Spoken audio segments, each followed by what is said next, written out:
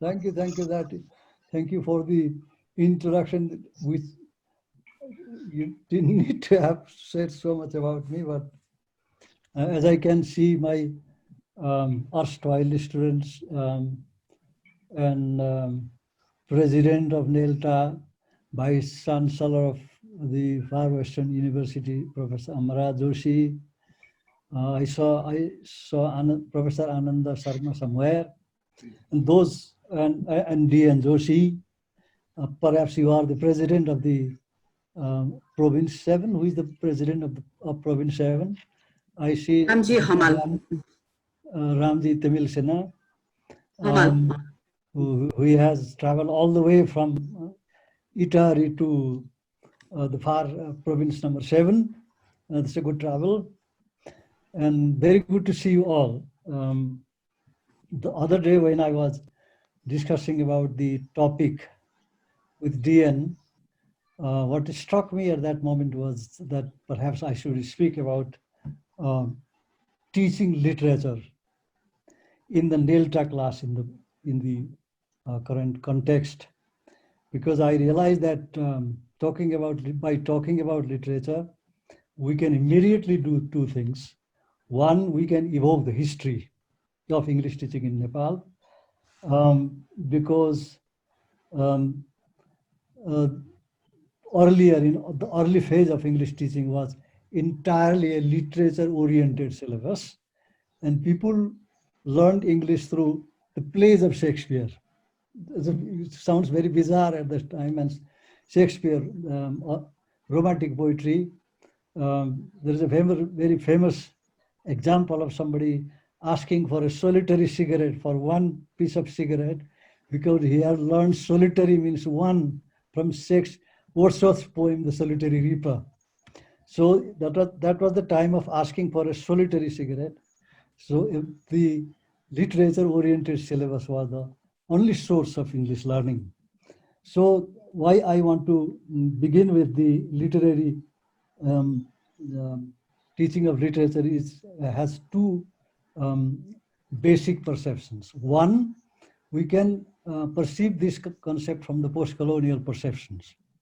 Post-colonial perception in the sense that literature meant in the Department of English, the English literature produced by the English, the queer people of Great Britain. That was the first point. The second is the why I've selected this topic is because literature has always been so dominant. I guess, Professor Amara Joshi was also talking about poetry, which I could not attend.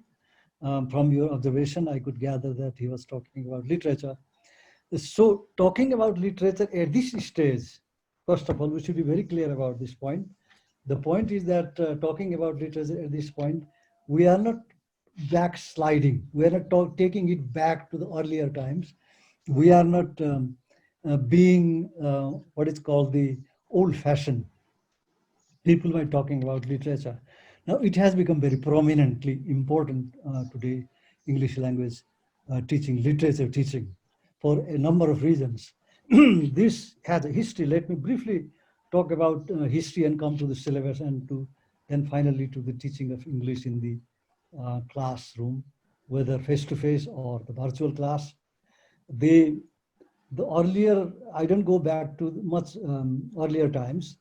I only go back to the late 60s, when I was actually a student at the university, when Alan Davis of Edinburgh University came to head the Central Department of English under an agreement signed by the university with the British Council. When he came in the year 1968, I guess, we were living out. He didn't teach me. He taught me later at Edinburgh University, but then in Kirtipur, he didn't teach me.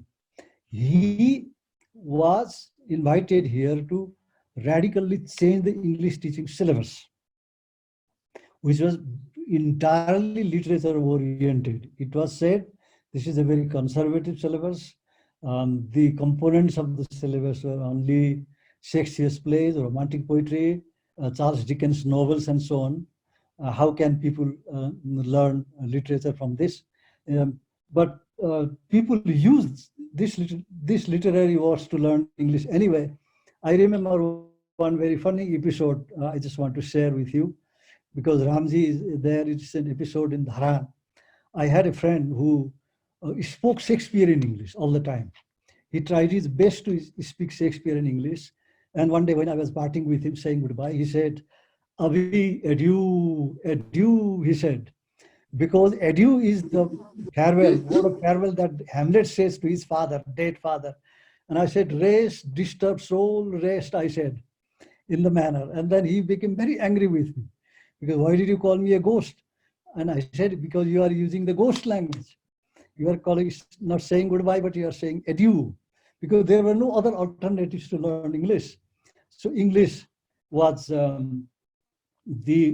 dominated by English literature as such per se, except for a few works of American writers. Most of the components in every unit were English literature of different periods, from Shakespeare down to the present, up to T.S. Eliot actually.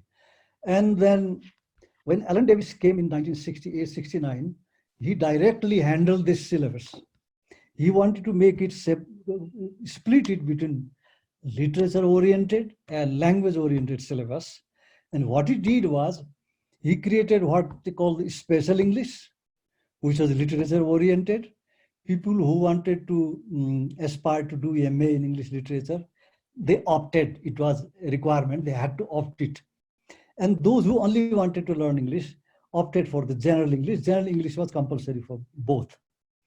And this was a very important transformation, big change. When Alan Davis visited the country, if Jairaj Sir, Avasthi Sir is somewhere here, he will remember he accompanied him. Jairaj Avasthi Sir can say, with bearded person there, he's sitting, I can see him. He can tell you more about this experience of his work with Alan Davis. And that was a very important period. He will tell you sometime. Very important period, because Alan Davis introduced the syllabus. Later in Britain, he was asking me, did you change the syllabus again? I said, no. And he said, I had changed the syllabus thinking that people in the days will change the syllabus and they would make it a dynamic process. Have they kept the syllabus the same throughout? I said, no, we have not changed very much that syllabus. But Alan Davis, when he came here, he had a certain confusion also. The confusion was, he thought probably by bringing Noam Chomsky, who was a hit hero at that time, he could probably radically change the English syllabus. So he organized a one month long course at Tripureshwar. The course material that he gave in this bound volumes, lithographed paper, was the tree system, introducing Chomsky's tree system, the basic linguistic system of Chomsky. So we studied the tree system, and that was, Father Miller at that time was saying to me, Abhi, how can we going to improve our English by learning? Our world, which is very individualistic, and yet we know. And and at the end of this syllabus, Alan Davis thought probably he had completely radically changed the literature-oriented teacher's English, improved the English. And he asked one very famous teacher, all of us know, I don't want to name him, to speak on the occasion about the last speech, about talking about the achievements of the syllabus. And the professors came up and he said, in his very typical pronunciation style, he said, we have benefited very much by this 1 month long course given by Alan Davis. This course has improved our language, he said. So he didn't even say language, he said language. And Alan Davis said, oh my God, I thought I had improved the English of English teachers. And that was his illusion. Alan Davis later in Edinburgh often recalled this incident. And that was his mistake, because because Noam Chomsky was not a friend of the English teachers. He was a linguist, a generative grammarian, who had at least one contribution, is that he said limited number of sentences, sorry, limited number of rules and unlimited number of sentences. That is how he freed language teaching, language studies from the clutch of the behaviorist school. That was his contribution. Other than that, there was very little he could do in this regard. So then what happened was, the after the literature oriented and language oriented syllabuses were streamed, were divided in two streams. It was, as in literary theory you have been teaching your students, it was an imbrication actually. They moved parallel, not even parallel, they were imbricated. At the literary theorists would call that imbrication. Literature and language oriented syllabus were imbricated. That means they together constituted the texture, the very fabric of the language teaching in Nepal. That was the imbrication. And they never parted company, they remained the same throughout. And each pursued their courses independently. Those who opted for the language-oriented syllabuses, they went into the realm, the world of ELT methodology. We come to the ELT domain after that. And those who opted for the literature-oriented courses, they did some important work, like they introduced some more texts that were than those were prescribed earlier.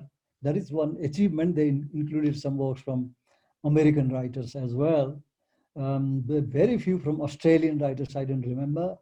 And their progress was a little slow for that matter. But the language teaching oriented syllabus walas, they made tremendous movement. The movement was, one was the orientation movement. Orientation movement means Alan Davis himself and his team, Jairaj sir can tell you more, they introduced the structuralist methodologist Robert Lado. Robert Lado's method they introduced at Tripureshwar itself, which is a structural method, which is a kind of a behaviorist method. And from there they move on and then syllabus. And this process of going to Britain and very few in America for training, continued after that. And so many people went to Britain especially, some in Australia, I remember, and some later in America. America, people started for ELT, started going a little late. And most of them were trained in Britain. They went to Britain for orientation. And then these ELT orientations were considered as the very important achievements. They were very important achievements they were considered. Everywhere they went, everywhere they pursued this syllabus, they thought they were trying to shake the ghost of literature from the English language teaching, which was a mistake actually. Because English, they could have productively used the literature component, literature as well for teaching English, but they didn't. It was a kind of a segregation, two castes, literature caste and language caste. And then when I went to Britain, that was in late 70s, and then people were talking about the notional syllabus at that time. Robert Lado and his team had become old-fashioned already. And they were talking about the notional, Wilkins notional syllabus. They recognize that the components, especially the sentences, have this notional perception. You can teach the students the notions from them. The semantic, John Lyon's semantic theory was also utilized for that and so on, notional syllabus. And while I was still there, Manvi's communicative language syllabus, a book, famous book came out. And that became a big kranti, a revolution in English language teaching. Communicative English language teaching became the latest mantra of English language teaching. And the ELT-wala said, now that we have entered the communicative phase, the days of the literature teachers are gone. The numbered, they said. The days are numbered, and that was the kind of a pride.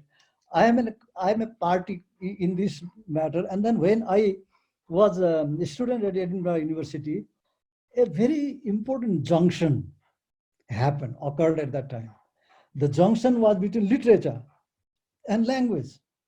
because Noam Chomsky's linguistics was used to study literature, which sounds still very bizarre. The bizarre in the sense that E. Cummings's poems were interpreted by using Noam Chomsky's linguistics, and they use one word. The deviation was the word. They call all the poems deviation. Language, what poems did Amar recited, I could not hear, but poems, any poem that was used into the classroom, the teachers were using the deviation because that's not the normal language used in the class. And that was a kind of very important turning point. And what they did was they achieved a kind of a meeting point of the two schools. Literature, they realized, was a dominant factor. Literature was not going to go away. It was there for good. And linguistics method was there to stay too, because that was productive. It had become very successful in many places. And they struck a kind of a compromise. And that compromise was called stylistics. People, students, I was quite unwilling to only become an ELT person. I still am not. But I promoted the syllabus, made the syllabus like the department, Amar is here, Jayaraja Avasthi sir has made so many syllabuses, ELT syllabuses. I too did as a chairman of the syllabus. But my heart was not always with the kind of a only ELT method, very artificial kind of a very, what they call banavati methods. I was, but still, some of them are very productive, very fine, very good. They have become successful, and they struck a deal, and the name of the deal was called stylistics. My guru Kamal Prakash Malla had just returned after writing a thesis on stylistics at Edinburgh University. At the table of the library, what they call a small room, which they call the carrel. My guru's thesis I placed on my desk. I borrowed it from the library, and it was a huge desk, huge stylistics. That was considered as a big mantra. So that was at the time when literature and ELT met. But then the shift did not stop there. ELT became more and more independent. TESOL came up. English as a second language came up. And so many organizations sprang up, developed all over the world. But the most powerful organization developed in Nepal. Jaira sir is somewhere sitting there at the back. That, the NELTA that we are talking about, meeting here in this virtual seminar, the NELTA came into existence. The NELTA formalized it, not only formalized the ELT process, but gave it a leadership, gave it a shape, gave it an organization, which we can see today, even in these difficult times, undeterred by the coronavirus and other situation. We are kind of using the best method, the virtual method, to carry on with that. So this is the strength of the English language teaching in Nepal, which finally the ELT, through different developments, by adopting different methods, then become an institution, which in different NELTA seminars, people who are participating, I've heard praising this NELTA as one of the most unique organizations in the whole of South Asia, probably in many parts of the world. We should not be too flattered by all this, because if we become too flattered, we might stop working. But the achievements are admired by the participants and so on. So we have come to this present phase. So then, where are we now? What should we do then with literature? Because the theme of my discourse this afternoon is teaching literature. What do we mean by teaching literature in the classroom? There is one other thing that literature also achieved. Literature is not the same as it was when it became, as I said, the component of the literature-oriented syllabus. In India, literature was still is many universities the most dominant component of the syllabus. But what happened after that? What happened after that is very clear. For example, English literature written in English, we in the Central Department of English changed the name. We didn't call ourselves, we don't call. We cannot change the whole thing because it is in the protocol of the university established um, over a century, half a century ago, 70 years ago. We cannot change it. It is in the statute of the university that is, there should be a Department of English. But we changed the name into Department of Literature written in English. So why we did that is because we have to address that question. The question is, literature written in English means people from this part of the world jump the bandwagon. They wrote literature in English. Amar's collection of stories is also published from Delhi. Um, so we have also joined the bandwagon. Many important South Asian writers produced literature in English. It became so important, including this famous woman who writes in English in India, and so many other writers. Arundhati Roy, for example, God of Small Things, and so on. So many, I don't want to mention. Even the people who are based in Britain prefer to call themselves Indian writers in English, including Salman Rushdie, who prefers to call himself Indian writers writing in English. And to one question, Salman Rushdie answers one question. He said, "Can we consider the English used by the Indian writers of English as the kind of acceptable English?" Rushdie's answer is that if you can accept the English literature, English written by the Irish writers, if you can accept the English written by the Scottish writers, English, then why can't you accept the English written by an Indian writer? So this bahas is very important. I find this very fascinating. There are very important writers who produce their works outside Nepal, outside India, outside the region.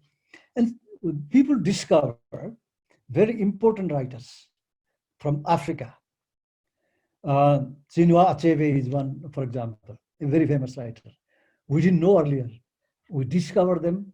They are brilliant writers. They even write some of their works are not only comparable, but excel the writing of some of the Koire writers.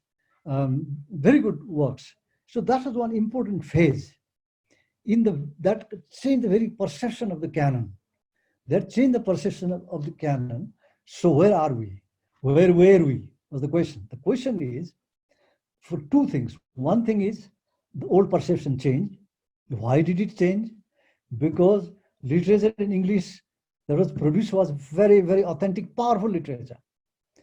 The literature, the fictional works, some of Nepal, so if you like, I remember Manjushri's novels at this stage, and others, and so many fiction writers from South Asia and Pakistan, for example, and also other countries of Africa and so on. Their fictional works became not just the formal fiction or a drama, they became the representative voice of the people of the region, cultural voice. They express the pain, as Ramji has been organizing a seminar on pain and literature. They express the pain of a different kind of pain, which the native speakers of English had not perceived before. The pain was different. The pain that were defined earlier, for example, in the works written by the native speakers was not very direct. But these works not only celebrated their pain, was also celebrated. Can pain be celebrated? Yes. As Albert Camus says, create dangerously. They chose the English language and created dangerously. They kind of fictionalize the pain.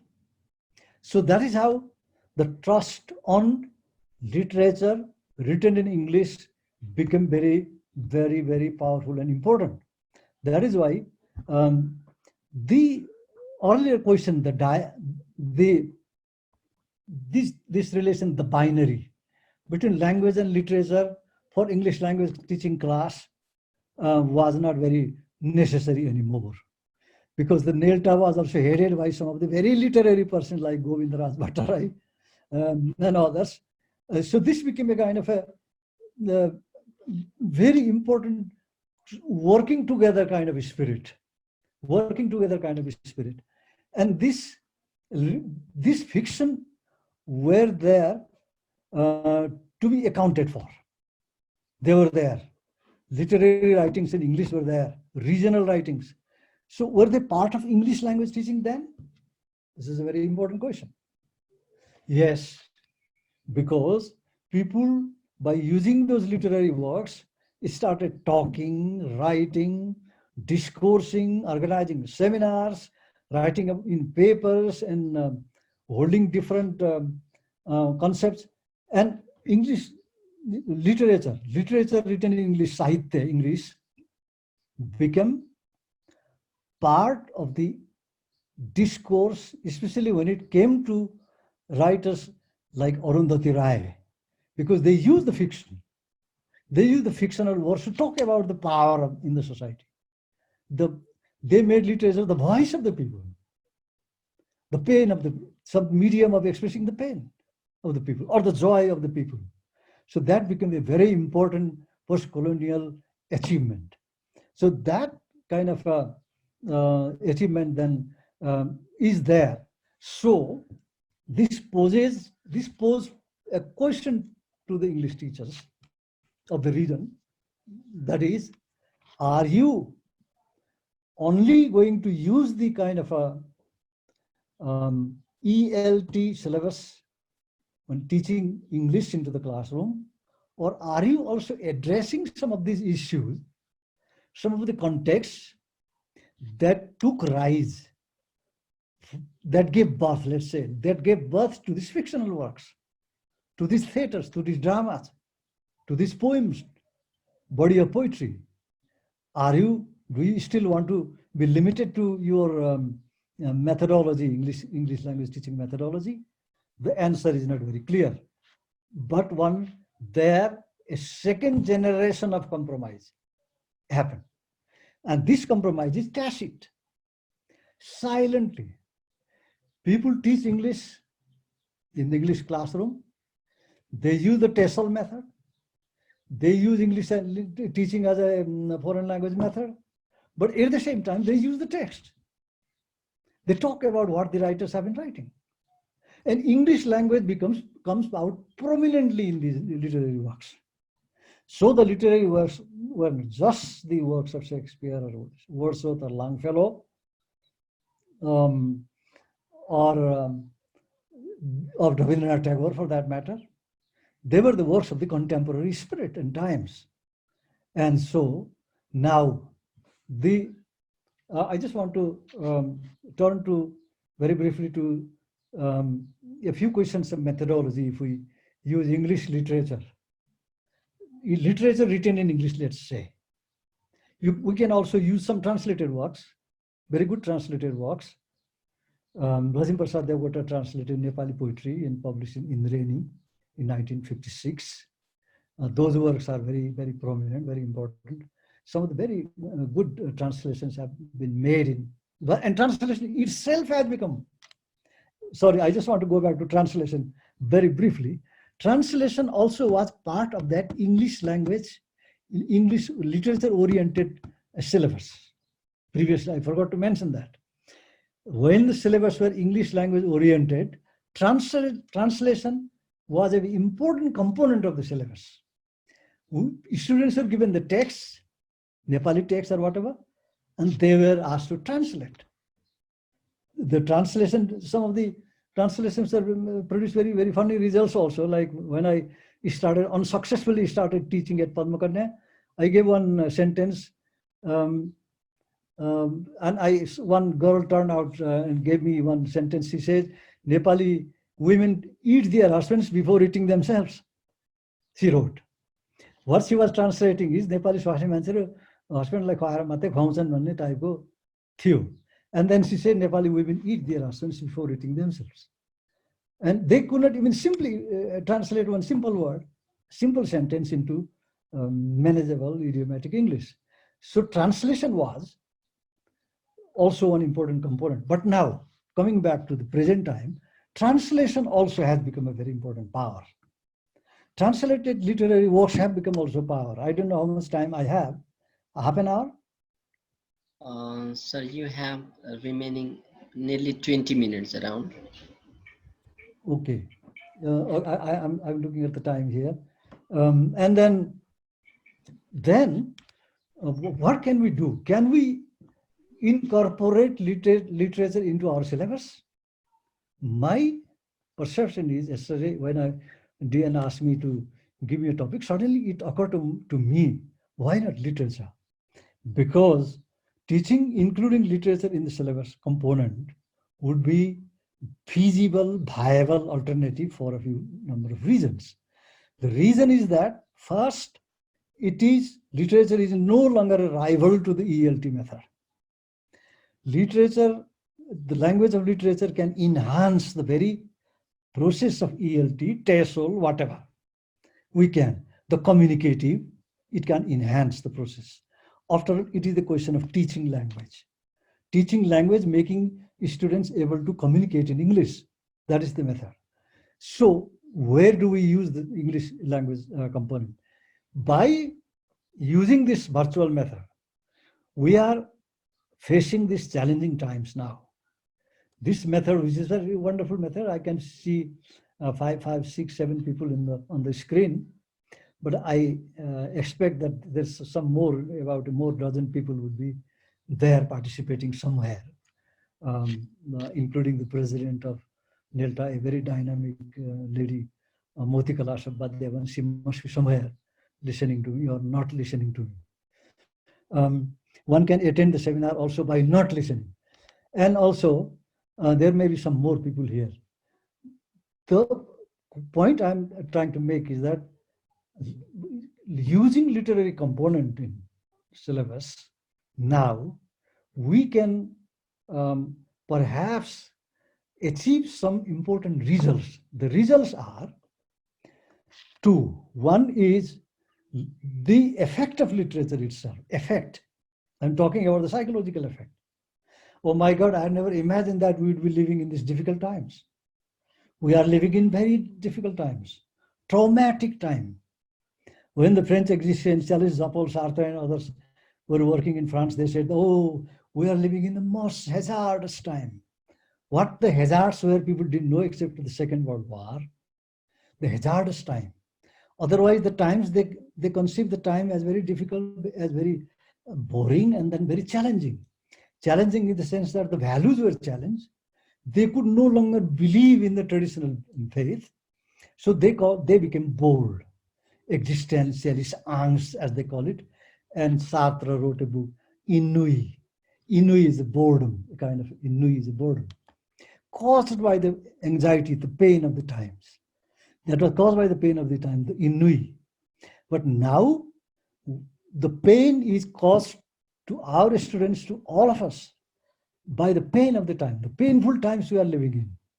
People had expected, anticipated that the 21st century will begin bang with all the successes and great joys and reverberations and so on. But it started by killing more people. One earlier figure, but now the figures have changed, shows that human beings kill more people than nature, but now nature is out to kill. So the 21st century didn't begin very well. But what happened was that in 21st century, in English language, French also, I read French also. In French language also, people produce tremendous amount of very good literature. And the literary works, including the work of Saranarthi, who in Australia, who produced a book recently, including that, they will produce these books and become part of the modern life. The ennui is very much important. So the children, the teachers, the students, all are going through this very difficult period of ennui, period of boredom, period. And then the challenge now is not only just to teach structurally, but also to perhaps teach to liberate the children Motikala, I can see Motikala. A lot of books. She's sitting in front of so many books as usual. That is her character. Always with books. And then this is the period when we are going through this very difficult period of the ennui, the boredom. So by teaching literature, we can achieve two things. One, we can teach language very productively. How, I will only talk briefly because I have some minutes there, about 10 to 12 minutes. And secondly, we can use literature as to teach, to liberate the mind of the children, to free them from the ennui, to the teachers, to everybody actually. And that is how. But how can we use it? We cannot afford to be ambitious. Before the NELTA president watching there, I cannot golf or any way I like, because that's why I just want to very briefly suggest a few methods of using English literature in the classroom. We can prescribe. We should prescribe some texts. In syllabus, we should prescribe some English literary text. The text should be, though, written in good English. Should be written in good English, though. And as I can see the number of literary texts that were given to me by some people some years ago, and I took them 2.5 years ago to Britain, and in the evening I read Chandravir Lakshamba. I have to give that book of translation. Most of the translations were done by my students. I became so angry with them. I left the book there, but as soon as I came, I called all of them and then became so angry, furious. Such a bad translation. The words should be, because they don't know how to translate, but they just did it overnight. They should be properly translated, or most probably originally written in English. Those textbooks, not only from Nepal, but also from this region where we share a lot of territorial and the cultural and then similarities, like once again I'm thinking of the Arundhati Roy and others, books like that.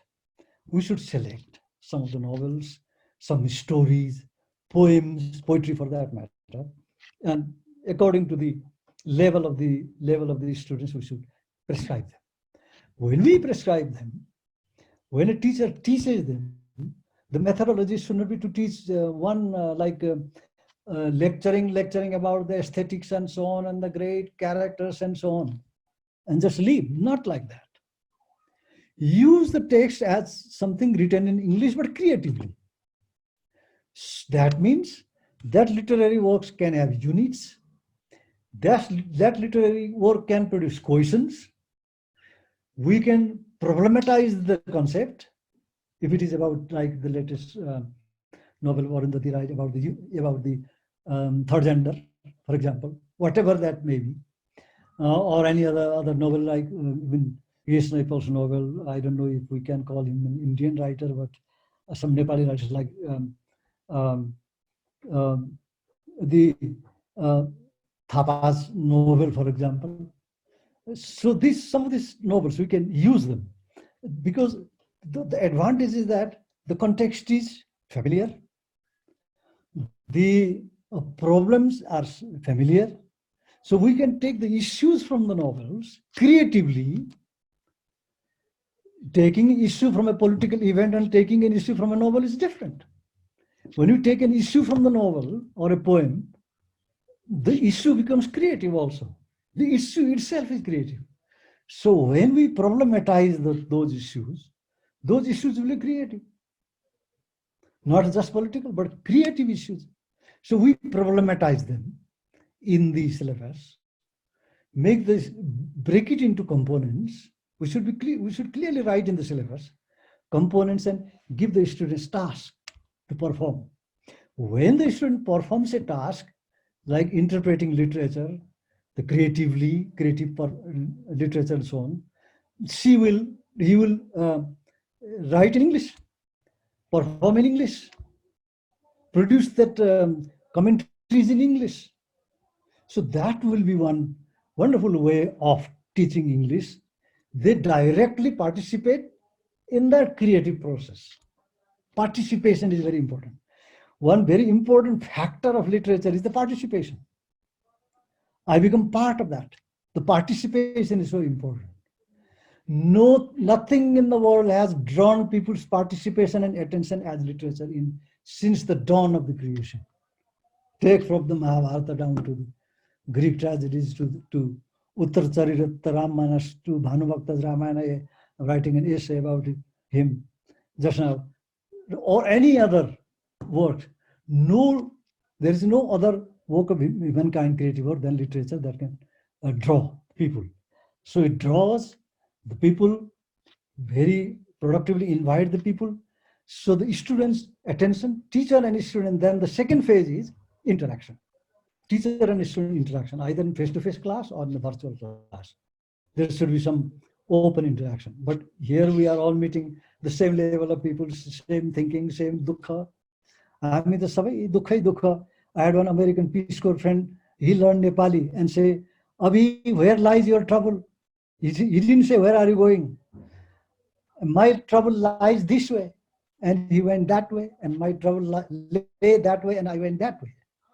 So everybody's trouble are the same.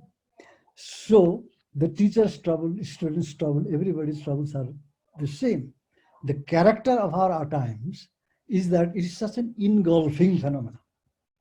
Engulfing phenomena is very, very serious phenomena.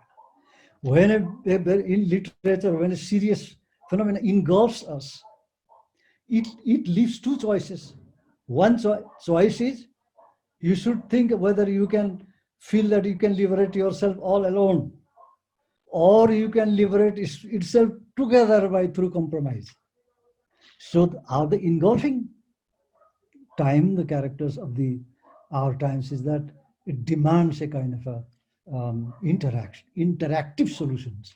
And we as teachers and students and teachers of literature, students of literature, what we can do is this, recognize this very engulfing, embracing, all embracing part, that communist spirit, which is embodied in literature, that a teacher can productively separate, put into units, and the students also can productively locate them. We can discuss them. The discussion should be in English. If the students happen to speak in a few words, sentences in English, let them speak, because that's the greatest mantra. People should liberate themselves. And Maya Rai has made an extensive survey on this matter, whether the children who only speak English in Nepali in the class are equally creative as those who only speak English. So we should remember this matter. But the purpose being to teach English, we should encourage the students to use English as much as they can, or in Nepali, but they come back to slowly in English and produce composition works, interactive works, and so on. So I think in this matter, I didn't want to take much of your time. I think I want to close now. Where is Andy? I cannot see Andy.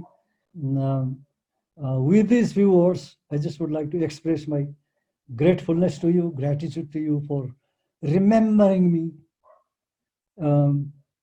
and giving me this wonderful virtual session, because when I, for the first time, after about 50 years, when I took the virtual class last time, I was very puzzled. I was confused, and I left in the middle. But now I have become quite used to this, and for giving me this opportunity. With these words, I say namaste, and hoping to see you and stay safe and fine and happy, all of you. Thank you very much. Thank you, Professor Abhi Subedi sir. Actually, we are indebted to you, as you have really made our Province 7's level really high. Your presence has really made us empowered because of your the sharing. So thank you so much,